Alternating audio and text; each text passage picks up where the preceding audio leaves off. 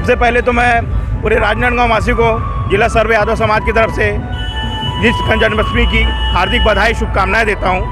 आज हमारे समाज की ओर से श्री कृष्ण जन्माष्टमी के उपलक्ष्य पे जमात पारा से लेके शीतला मंदिर तक की जो शोभा यात्रा निकली गई है, इसमें समाज के विभिन्न वर्ग ठेठवाड़ यादव समाज की तरफ से अखाड़ा का कार्यक्रम रखा गया है, जेरिया यादव समाज की तरफ से राउत नाचा का कार्यक्रम रखा गया है। उसके अलावा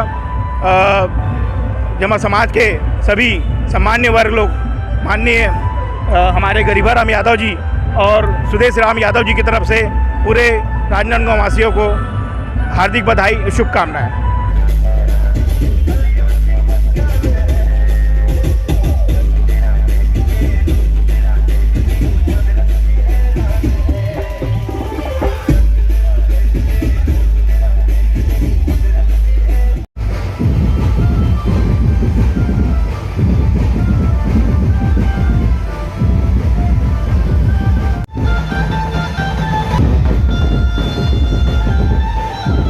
आज कृष्ण जन्मोत्सव को पूरा यादव समाज और सभी समाज जो सनातन धर्म से जुड़े हुए समाज हैं वो बहुत उत्साह के साथ यहाँ पर राजनांदगांव में मना रहे हैं प्रतिवर्ष के अनुसार।